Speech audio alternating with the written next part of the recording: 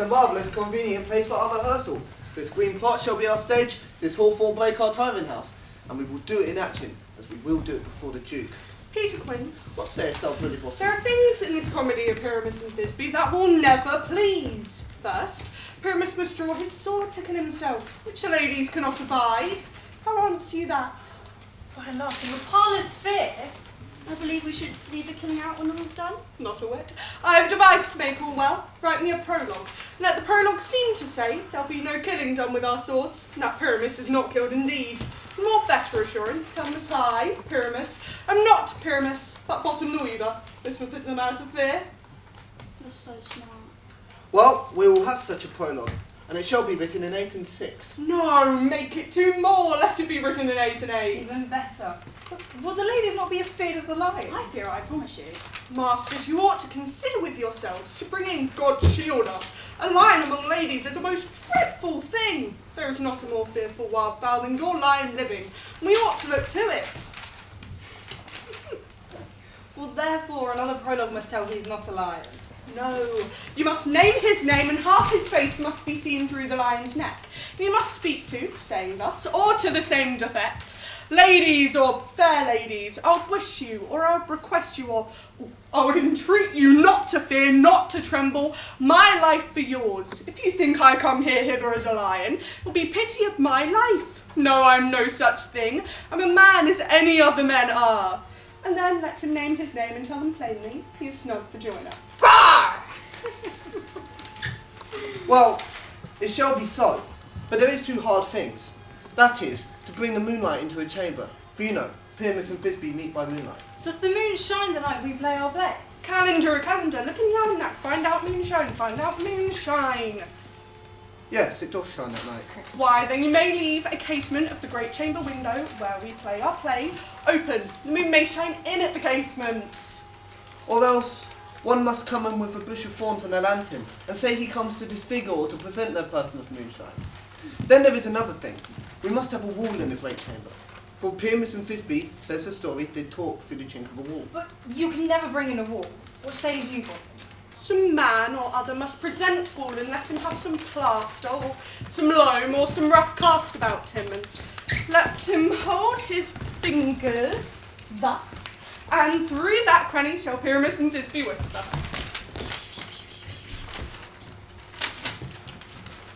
Well, that may be that all is well. Come, sit down, every mother's son, and rehearse your parts. Pyramus, you begin. When you have spoken your speech, enter into that break. And so everyone, according to his cue. What tempting hopes once have we swaggering hidden, so near the cradle of the fairy queen? What, a play towards? I'll be an auditor, an actor too, perhaps, if I see cause.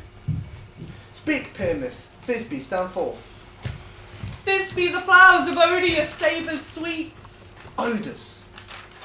Odours. Odours, savours sweet. But hath thy breath, my Thisbe dearest? But hark, a voice, stay but here a while, and by to thee I will appear. A stranger Pyramus that never played here. Must I speak now? Aye, marry you must. For you must understand that he goes but to see a noise that he heard, and is to come again.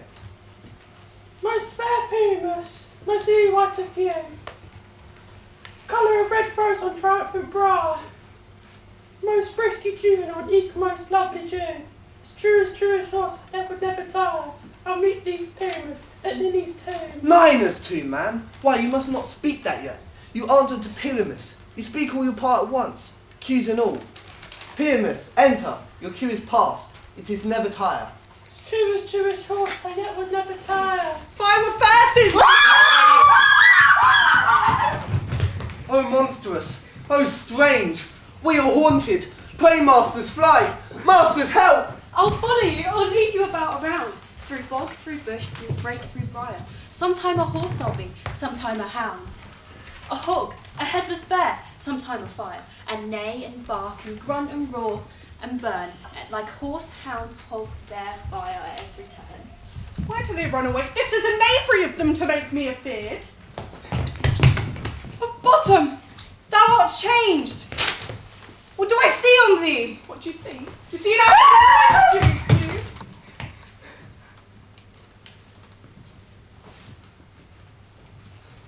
Bless thee, bottom. Bless thee. Thou art translated. I see their knavery. This is to fright me, to make an ass of me if they could. But I will not stir from this place. I will walk up and down here, and I will sing, so that they shall see I'm not afraid. The elves are cogs so pluck a few with orange tawny pill. The throstle with his note so true, the wren with little quill. What angel wakes me from my flowery bed? The finch, a sparrow, and her love, the plainsong cuckoo grey, who stood from hand in hand, but now can dare not answer nay. For who would answer to such a foolish bird? They cry cuckoo never so. I pray thee, gentle mortal, sing again. My ear is much enamoured with thy note.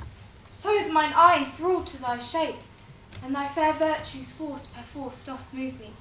At first sight to say, to swear I love thee. I think you should have little reason for that.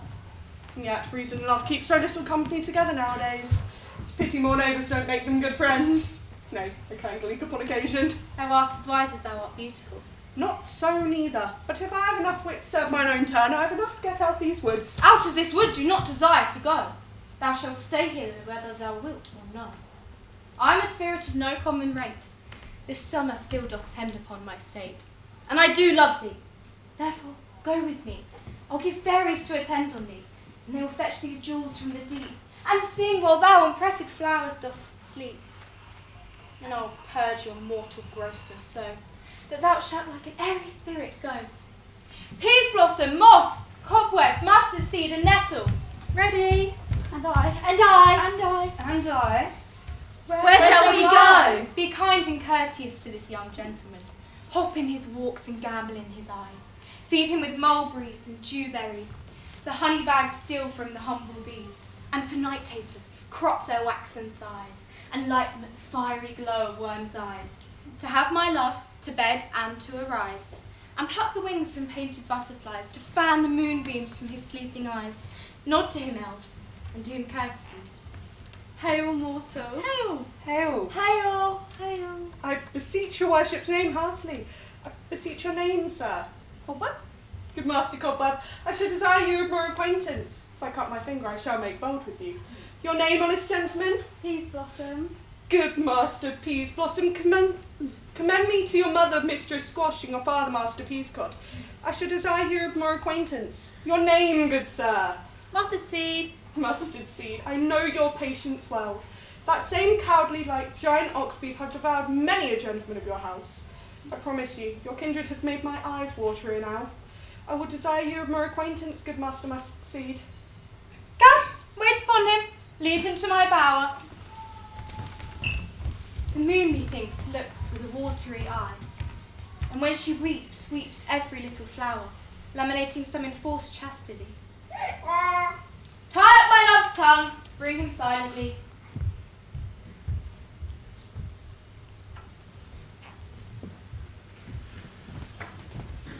I wonder if Titania be awaked. Then, what it was next that came in her eye, which she must dote on in extremity. Ah, here comes my messenger. How now, mad spirit? What night rule now about this haunted grove? My mistress with a monster is in love. Near to her close and consecrated bower, while she in her dull and sleeping hour, a crew of patches, rude mechanicals that work for bread upon Athenian stalls, were met together to rehearse a play, intended for great Theseus' nuptial day. The shallowest thick skin of that barren sort, who Pyramus presented in their sport, forsook his scene and entered in a break. And when I did him at this advantage take, an ass's knoll I fixed on his head.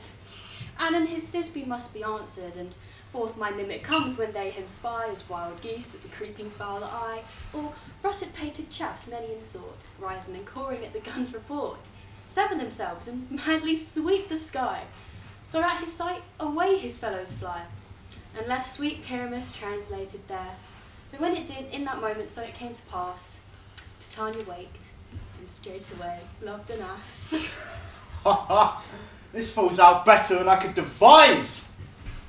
Hast thou yet latched the Athenians' eyes, with the love juice, as I did bid thee do? I took him sleeping, that is finished too, and the Athenian woman by his side, that when she waked and thought she must be eyed. Stand close. This the same Athenian. This the woman, but not this the man. Why do you rebuke him that loves you so? Lay bitter breath on your bitter foe. No, I but chide, but I should use these words, for thou, I fear, hast given me cause to curse. If thou hast slain Lysander in his sleep, overshoes in blood and plunge in deep, and kill me too. The sun was never so true unto the day as he to me. Would he have stolen away from sleeping Hermia? Oh, I will believe as soon as the earth may be bored, or that the moon may through the centre creep, and so displease her brother's noontide with the Antipodes. It cannot be but thou hast murdered him. But how can a murderer look so dead, so grim? So should a murder look, so should I, pierced through the heart with your stern cruelty. Yet you, the murderer, look as bright, as clear, as yonder, as Venus in a glimmering sphere. What's this to my Lysander? O good Demetrius, wilt thou give him me? I'd rather give his carcass to my hounds. Out, dog, out, cur! Thou striding past the bounds of maiden patience. Hast thou seen him being awake and killed him sleeping? Your brave touch, not a worm, an adder do so much. An adder did it with doubler tongue, but never an adder stung. You spend your passion on misprized mood. I am not guilty of Lysander's blood, nor is he dead, for aught that I can tell. I pray thee then tell me he is well. And if I could, what should I get there for? A privilege never to see me more, and from thy hated presence part I so, whether he be dead or no. There is no following her in this fierce vein. Here then I will remain. So sorrow's heaviness doth heavier grow, for a debt that bunker of sleep doth sorrow owe. And now, in some slight measure, it will repay. Here then I will make my stay. What hast thou done? Thou hast mistaken quite, and laid the love juice on some true love's sight. If thy misprision must perforce ensue, some true love turned, and not a false turned true. And then fate rules that. One man holding troth, a million fail, confounding oath on oath. But the wood goes swifter than the wind, and Helena of Athens look thou find. Will fancy 6 years and pale of cheer, with sighs of love that cost a fresh blood dear. By some illusion, see thou, bring her here. I go, swifter than an arrow from Dardan's bow. Flower of this purple dye, hits with Cupid's archery, sink an apple of his eye. When his love he doth espy, let her shine as gloriously as the Venus of the sky. When he wakest, if she be by, beg of her for remedy. Captain of our fairy band, Helena is here at hand, and the youth mistook by me, pleading for a lover's fee. Shall we their fond pageant see? Lord, what fools these mortals be! Stand aside! The noise ain't mate will cause Demetrius to awake. Then we'll two at once woo one, that must needs be sport alone, and those things do best please me, that before preposterously.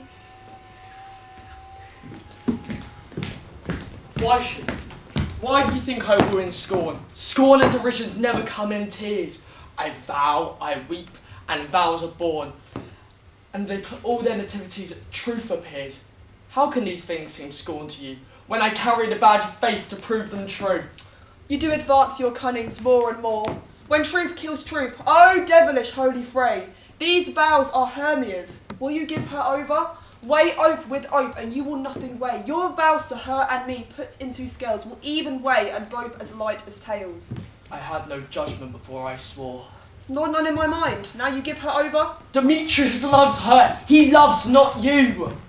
Oh, Helen, goddess, nymph, perfect, divine. Crystal is muddy or her ripened show. Thy lips, those kissing cherries, tempting groans. To what, my love, shall I compare thine eye? that pure congealed white high Taurus snowed, fanned with the eastern winds turned to a crow. Let me kiss this princess of pure white, this seal of bliss. Oh spite, oh hell, I see you're all bent to set against me for your merriment. If you were civil and knew courtesy, you would not do me thus much injury. If you were men, as men you are unshown, you would not do a gentle lady so, to vow and swear and super praise my parts when I am sure you hate me with your hearts. You are both rivals and love Hermia, and now both rivals to mock Helena. A trim exploit, a manly enterprise, to conjure tears up in a poor maid's eye with your derision. None of noble sort would so offend a virgin, and it score a poor soul's patience all to make you sport. You are unkind, Demetrius, be not so. You love Hermia, this you know, I know. And with all good will and with all my heart, I yield Hermia's love up my part, and to you, to me, to Helena, whom I do bequeath, who I will love and do till my death. Never did mockers waste more idle breath. Lysander, keep thy Hermia, I will none. If ever I loved her, all that love is gone. My heart to her by guest wise sojourned, and now it is home returned to Helena, there to remain. Helen, is it not so? Disparage not the faith thou dost know, lest to thy peril thy abide it there. Look where thy love comes, yonder is thy dear. Dark night that from his eye his function takes, the ear more quick of apprehension makes, wherein it doth impair the seeing sense, it pays the hearing double recompense. It was not my eye that Lysander found, my ear, I thank it, brought me to thy sound. But why did thou leave me unkindly so? Why should I stay when love doth press to go? What love could press Lysander from my side? Lysander's love which he could not bide. Fair Helena, who engills the night with those fiery eyes and eyes of light. Why seekest me now? Could this not make me know? The hate I bear for thee made me leave thee so. You speak not as you think, it cannot be. Lo, she is one of this confederacy. Now I perceive they have conjoined all three to fashion this false sport in spite of me. Injurious Hermia, most ungrateful maid, have you with these conspired? Have you with these contrived to bait me with this foul derision? All the counsels we two have shared, the sisters' vows, the time we have spent when we chid the hasty-footed time for parting us, oh, is all forgot. All the school days, friendship, childhood innocence, we, Hermia, like two artificial gods, have with our flower both created in one needle, both warbling of one song, both in one key, as if our minds, voices, sides were incorporate. And so we grew together, like to a double cherry, seeming parted, but yet in a union of petition.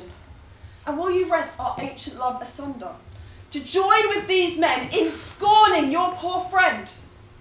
It's not friendly, 'tis not maidenly. Our sex, as well as I, may chide you for it, though I alone do feel the injury. I am amazed at your passionate words, and know not what to say.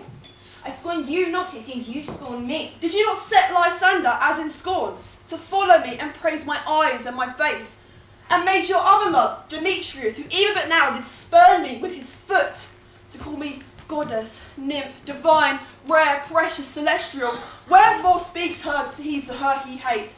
And wherefore doth Lysander deny your love so rich within his soul and tender me?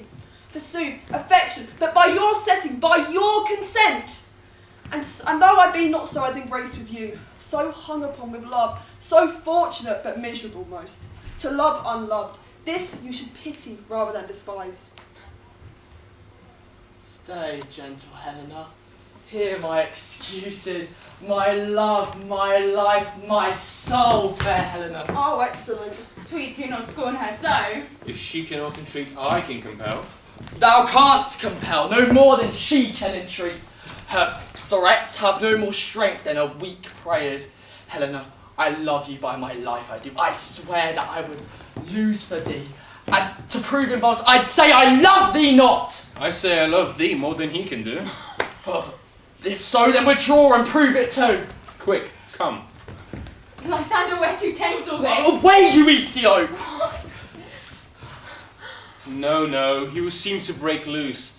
Take on as you would go, yet come not. You are a tame man. Go! Hang off, thou cat, thou burr, vile thing, let loose, or I'll shake thee from me like a serpent. Why hast thou grown so rude? What change is this, sweet love? Thy love, out tawny tartar, out, loathed medicine, oh hated poison, hence! Do you not jest? Yes, sooth, and so do you. Demetrius, I'll keep my word with thee. I would I had your bond, for I perceive a weak bond holds you. I'll not trust your word. What? Should I harm her? Strike her? Kill her dead? I may hate the girl, but I won't harm her, so. What greater harm can you do me than hate? Hate me? Oh me, what news, sweet love? Am I not Hermia? Are you not Lysander? By night you loved me, yet by night you left me. I shall pray to gods, in earnest, shall I say. I, by my life, I never did desire to see thee more. Therefore, be out of hope, of doubt. Be certain nothing truer, 'tis no jest, that I hate thee and love Helena. Oh me, you juggler, you canker blossom, you thief of love. What? Have you come by night and stolen my love's heart away from him? Fine, I faith. Have you no modesty and no maiden shame, no touch of bashfulness? What? Will you take impatient answers from my gentle tongue? Fie, you counterfeit, you puppet, You puppet! Oh, that way goes the game. For now I perceive she has urged her height and with her personage, her tall personage.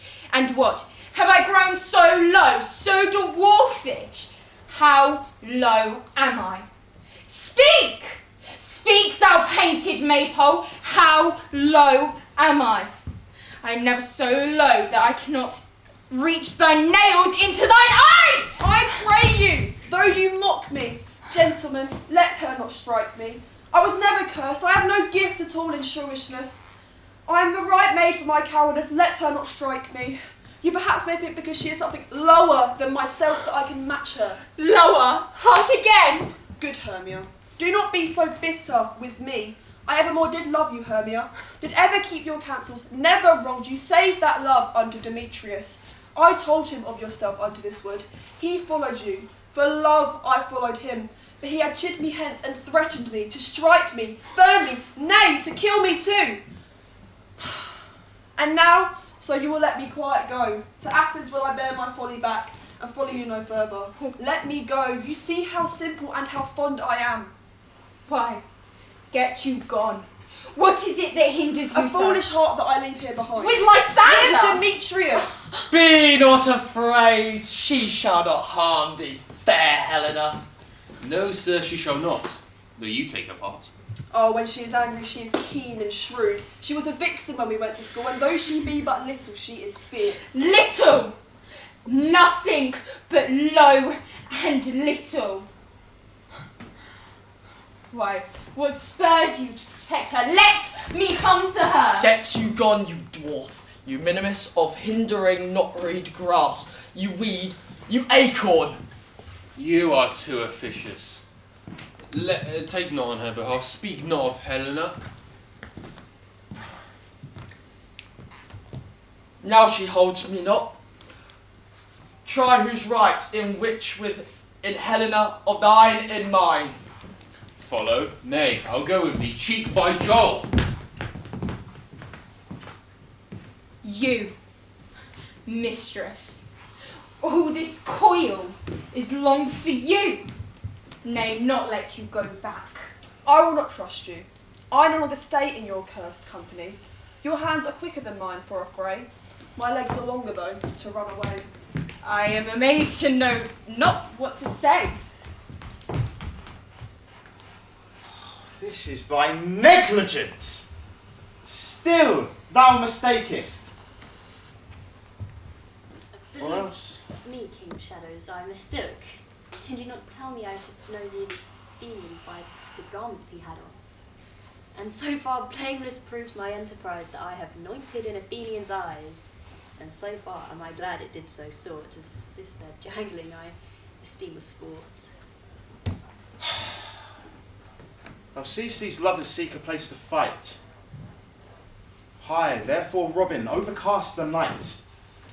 Starry welkin cover thou anon with drooping fog as black as Acheron. And lead these testy rivals so astray, so one not come within another's way. Like to Lysander, sometimes frame thy tongue, and stir Demetrius up with bitter wrong.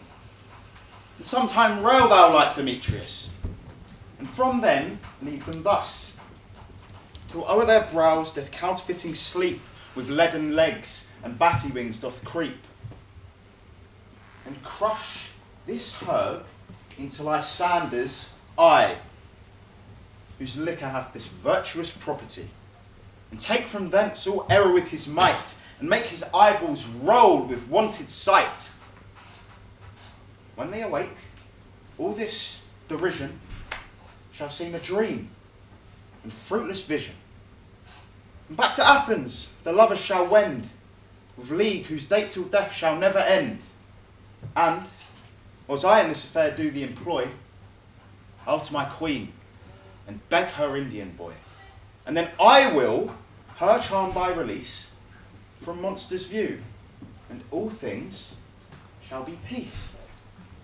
My fairy lord, this must be done with haste, for the night's swift dragons cut the clouds full fast, and yonder shines Aurora's harbinger, at whose approach ghosts wandering here and there, they troop home to churchyards, damned spirits all, that in crossways and floods have burial, and fearless days should look upon their shame. They wilfully themselves exile from light, and must for I consort with black-browed night. But we are spirits of another sort. I with the morning's love have oft made sport, and, like a forester the groves may tread, even till the eastern gate, all fiery red, opening on Neptune with fair blessed beams, turns into yellow gold his salt green streams. But, notwithstanding, haste make no delay. We may effect this business yet ere day. Up and down, up and down, I will lead them up and down. I am feared in field and town. Goblin, lead them up and down. Here comes one. Where art thou, proud Demetrius? Speak out now. Here, villain, drawn and ready. Where art thou? I'll be with thee straight. Follow me to play the ground. Lysander, speak again. Thou run away. Thou coward, art thou fled? Speak in some bush. Where dost thou hide thy head? Thou coward, art thou bragging to the stars, telling the bushes that he looketh for wars and wilt not come? Come, recreant, come, thou child. Yeah? I'll whip thee with the rod, he is defiled. Yeah? Art thou there? Follow me. We'll try no manhood here. He goes before me and still dares me on. I come where he calls, but he is gone. The villain is much lighter heeled than I. I followed fast, but faster he did fly. Am I fallen in uneven way? Oh, come rest, come, thou gentle day, to show me